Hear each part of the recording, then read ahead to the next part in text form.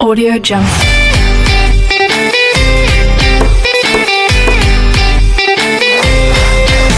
Audio Jungle.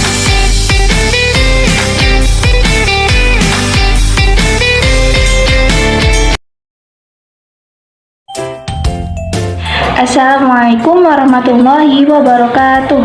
Selamat pagi anak-anak, bagaimana kabarnya hari ini? Alhamdulillah, luar biasa, Allahu Akbar. Nah, sebelum belajar hari kita mulai, mari kita berdoa bersama-sama terlebih dahulu. Berdoa, mulai.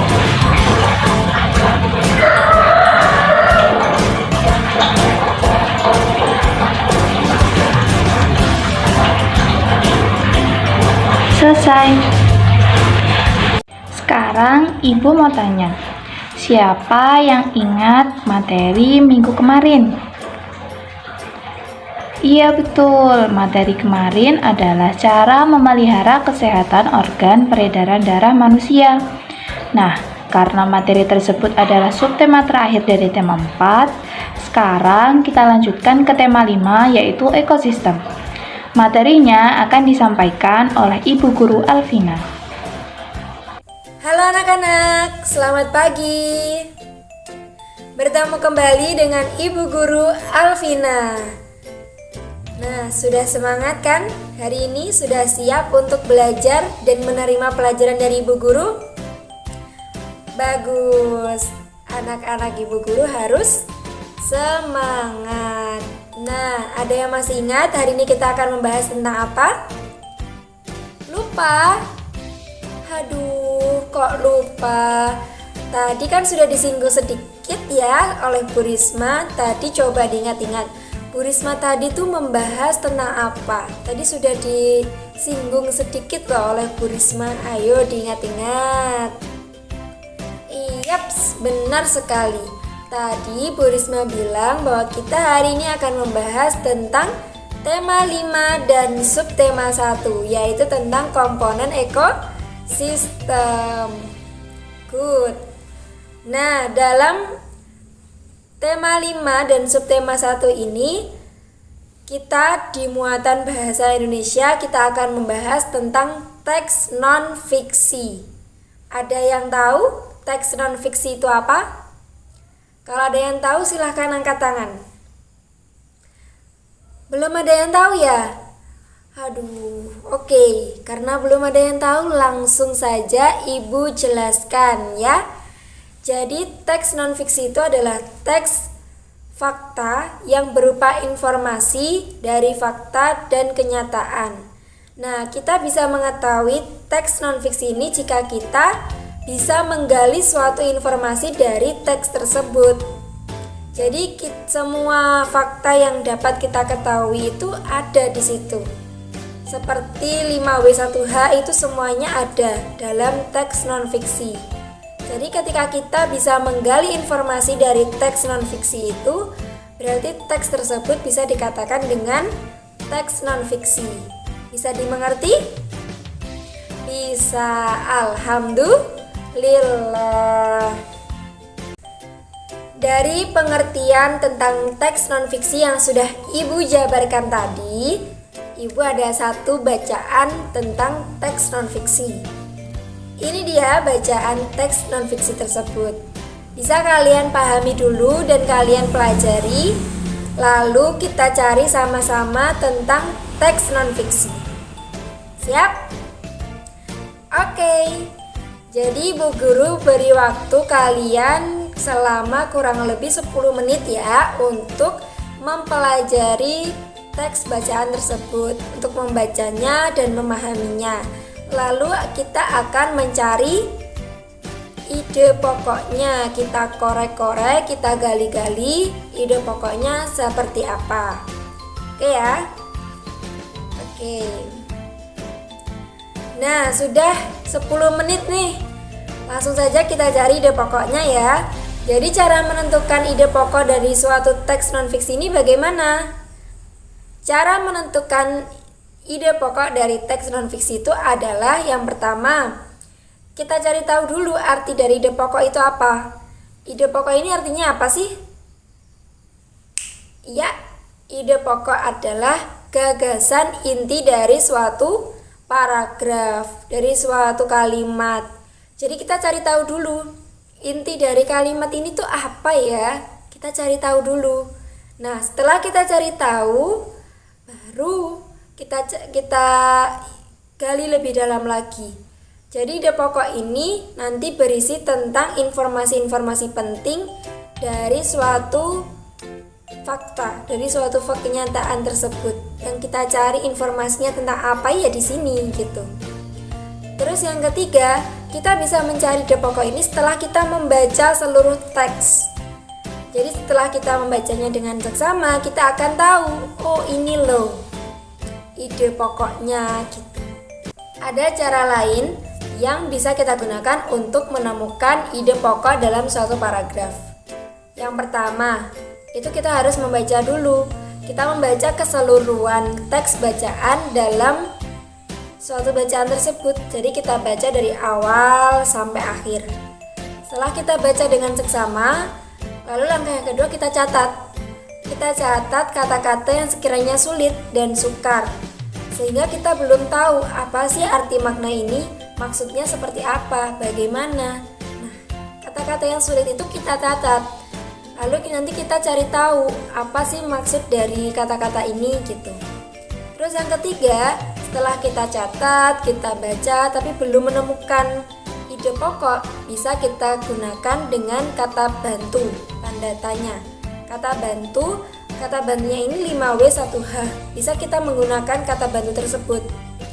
Jadi, kalau kita kesulitan dalam menemukan ide pokok dalam suatu paragraf, kita bisa menggunakan kata bantu apa, di mana, siapa, kapan, mengapa, bagaimana. Nah, dari sini kita jadi tahu, oh ini loh yang paling penting, oh ini kalimat utama dari suatu paragraf ini, oh ini loh ide pokoknya. Jadi dari kata itu kita bisa mengetahui tentang ide pokoknya berada di kalimat yang mana, apakah kalimat induktif, deduktif, atau interrogatif gitu ya.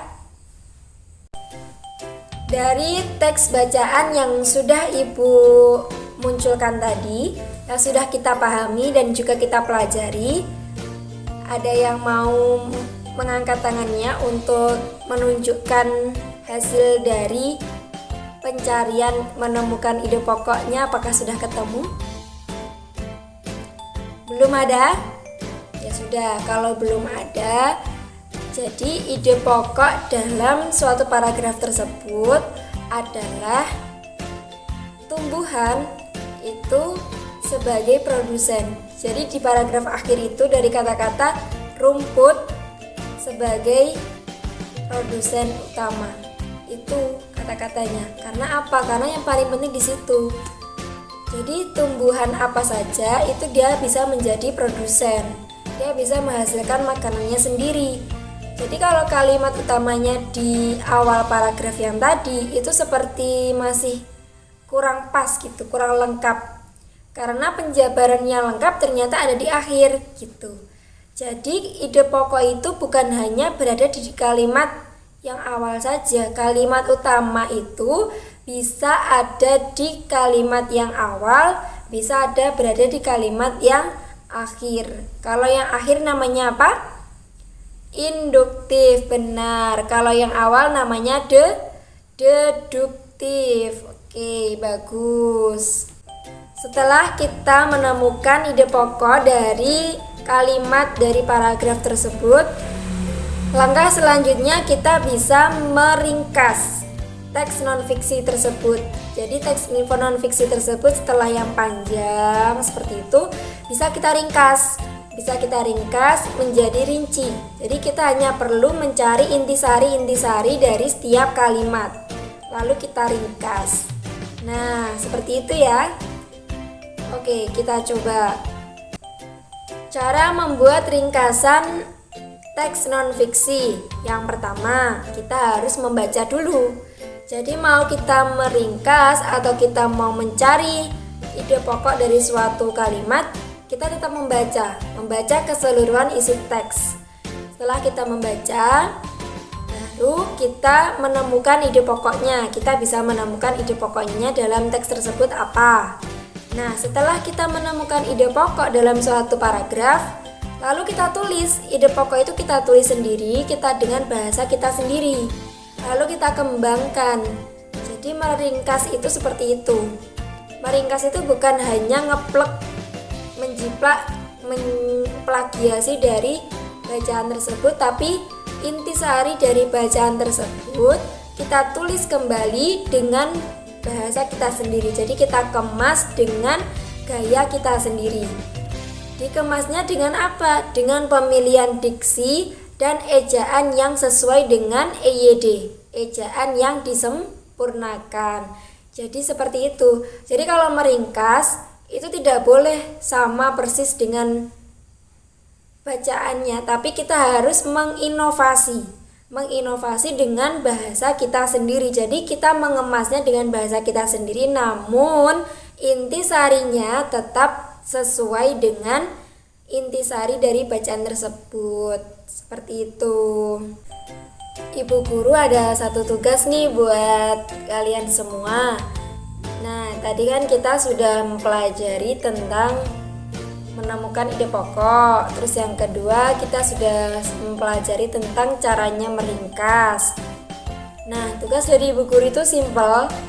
Tugasnya yaitu kalian cukup membuat ringkasan dari teks yang sudah kita pelajari tadi, yaitu teks tentang peran tumbuhan hijau. Nah, dari teks tersebut nanti kalian ringkas dan hasil ringkasannya bisa kalian kumpulkan ke ibu ya. Ibu tunggu nanti sampai jam pulang sekolah. Jadi nanti sebelum kalian pulang sekolah, kalian salah satu mengumpulkan ke ruangannya ibu, gitu ya. Oke, baik, langsung saja kita lanjutkan ke pembahasan materi selanjutnya. Nah, pembahasan materi selanjutnya ini tentang bagaimana caranya kita menguraikan informasi penting dalam bentuk peta pikiran dan mempresentasikannya. Waduh, seru ya pembahasannya. Jadi bagaimana caranya kita menguraikan informasi penting dari apa yang sudah kita dapat melalui peta pikiran. Nah, penasaran nih, peta pikiran tuh apa sih Bu Guru? Nah, peta pikiran ini merupakan suatu cara mencatat kreatif dan efektif yang dijadikan secara ringkas. Jadi kita mencatat sesuatu secara efektif, secara kreatif, namun secara ringkas, tapi tidak mempengaruhi intisari dari teks tersebut. Jadi intisarinya tetap, hanya saja kita mengemasnya dengan bahasa yang kreatif dan efektif serta secara ringkas, seperti itu. Pola pikiran biasanya disajikan dalam bentuk cabang seperti pohon. Jadi seperti peta konsep itu loh teman-teman, anak-anakku sekalian. Jadi seperti peta konsep, seperti kita membuat peta konsep yang bercabang-cabang. Ada yang kita bentuk seperti pohon, ada yang kita bentuk seperti cabang-cabang saja.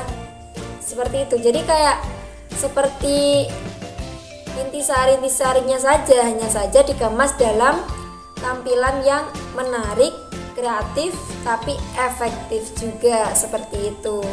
Nah, caranya bagaimana? Caranya kita nanti akan membuat seperti itu lalu dipresentasikan. Jadi setelah kita membuat peta pikiran tadi, nanti kita akan mempresentasikannya dengan maju ke depan. Nah, ini melatih mental seorang anak untuk bisa berani berbicara di depan umum, seperti itu. Jadi nanti nggak usah takut-takut. Setelah kita membuat peta pikiran, kita akan mencobanya salah satu anak untuk berbicara di depan dan mempresentasikan hasil kerjanya. Nah, cara mempresentasikannya juga ada caranya. Caranya bagaimana? Caranya yang pertama yaitu sikap tubuh yang tegap ketika presentasi. Jadi kalau presentasi itu nggak boleh bungkuk gini, harus tegap gini. Ini ada cara presentasi yang baik. Lalu ada lagi kontak mata. Jadi kontak mata dengan audiens itu harus sama. Jadi ketika kita presentasi di depan umum, kita tidak boleh melihat ke bawah, nunduk terus, nggak boleh. Jadi kalau kita sebagai pemateri ya, kita yang presentasi di depan umum, kita harus melihat audiens kita seperti kita berbicara langsung dengan dia. Jadi kontak matanya itu harus ada gitu. Supaya apa? Supaya mudah dari audiens bisa mengerti apa yang kita maksud, dari kita sendiri juga bisa lebih memahamkan materi yang akan kita sampaikan tadi kepada audiens gitu. Terus yang ketiga, intonasi. Intonasi dalam kita menyampaikan presentasi materi itu harus tepat, harus tegas, harus sesuai dengan apa yang akan kita bahas nanti gitu. Terus yang terakhir yaitu pemilihan kata. Jadi ketika kita presentasi, kita harus memilih kata, diksi, dan ejaannya harus sesuai dengan ejaan yang disempurnakan. Jadi ketika presentasi tidak boleh asal-asalan. Kita kalau presentasi harus memilih kata-kata yang sekiranya sesuai, sekiranya tepat gitu. Kira-kira bisa ya nanti dicoba? Bisa, mantap. Jadi nanti dicoba setelah kalian meresum, lalu membuat peta pikiran. Setelah membuat peta pikiran, nanti Ibu akan menunjuk salah satu siswa untuk maju ke depan dan mempresentasikan hasil kerjanya. Siap?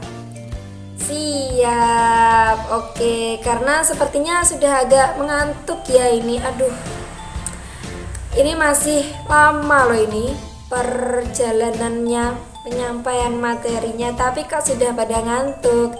Kita tepuk semangat dulu ya biar tidak mengantuk. Bisa ya? Bisa.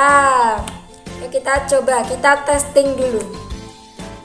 Kalau Ibu bilang tepuk semangat gitu, kalian jawabnya apa? Jawabnya seperti ini. Semangat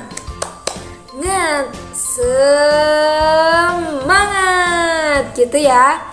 Bisa ya? Bisa. Oke, ayo kita coba. Tepuk semangat. Semangat gitu. Bagus. Sudah tidak mengantuk lagi ya, karena sudah tepuk semangat tadi. Ya, bagus. Karena sudah tidak mengantuk, maka kita akan melanjutkan materi selanjutnya. Nah, materi selanjutnya ini akan disampaikan oleh Ibu Luk. Dan dari Ibu Alvina cukup sekian. Terima kasih. Sampai jumpa lagi. Baik anak-anak, jadi kesimpulan pembelajaran kita pada kali ini adalah teks non-fiksi merupakan teks yang berisi informasi yang berdasarkan pada kenyataan atau fakta, di mana penulis bertanggung jawab atas informasi yang telah ditulis.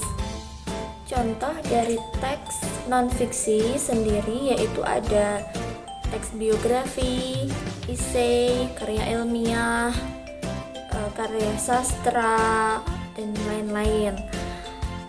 Ide pokok adalah inti dari permasalahan yang ada pada teks. Jadi ide pokok pada teks non-fiksi yaitu inti permasalahan dari teks non-fiksi tersebut. Lalu ekosistem. Ekosistem adalah suatu sistem ekologi yang terbentuk oleh hubungan timbal balik antara makhluk hidup dengan lingkungannya. Komponen ekosistem sendiri terdiri dari komponen biotik dan komponen abiotik. Lalu tipe-tipe ekosistem yang ada di Indonesia yaitu contohnya hutan hujan tropis, hutan gugur, ekosistem padang rumput, ekosistem hutan sabana, ekosistem sungai, ekosistem danau atau rawa-rawa, ekosistem pantai, ekosistem terumbu karang, dan masih banyak lagi.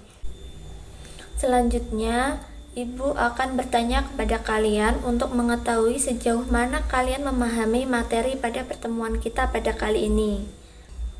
Yang pertama, apa itu teks non-fiksi? Benar, teks non-fiksi adalah teks yang berisi informasi yang berdasarkan pada fakta atau kenyataan di mana penulisnya mempunyai tanggung jawab atas apa yang telah ditulisnya. Yang kedua, sebutkan jenis-jenis teks non-fiksi. Benar. Contoh teks non-fiksi itu ada teks biografi atau riwayat hidup, esai, karya ilmiah, jurnal, dan karya sastra. Dan yang ketiga, bagaimana ciri-ciri teks non-fiksi?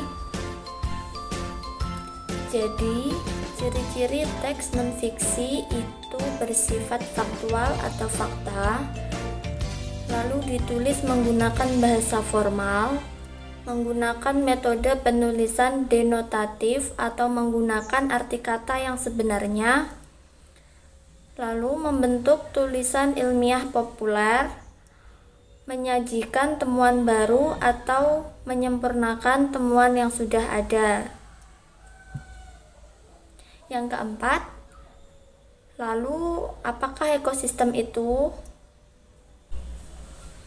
Benar, ekosistem adalah suatu sistem ekologi yang terbentuk oleh hubungan timbal balik antara makhluk hidup dengan lingkungannya. Komponen ekosistem terdiri dari komponen abiotik dan komponen biotik. Komponen biotik terdiri atas makhluk hidup seperti manusia, hewan, dan tumbuhan, sedangkan komponen abiotik adalah komponen yang terdiri dari benda-benda tak hidup seperti suhu, udara, air, cahaya, dan lain-lain. Yang terakhir, yang kelima, sebutkan hewan yang berasal dari Indonesia. Benar sekali, ada burung cendrawasih, komodo, burung maleo, jalak Bali, gajah Kalimantan, orangutan, badak Sumatera, harimau Sumatera, dan lain-lain. Bagaimana anak-anak? Sudah jelas? Baik. Bagaimana pembelajaran kita pada pertemuan kali ini? Apakah menyenangkan? Alhamdulillah, beri oplos buat kita semua ya. Anak-anak, itulah pembelajaran kita pada pertemuan hari ini. Terima kasih atas semangat dan partisipasinya. Mari kita mengucapkan hamdalah bersama-sama. Alhamdulillahirabbil alamin. Baik, Ibu akhiri. Assalamualaikum warahmatullahi wabarakatuh.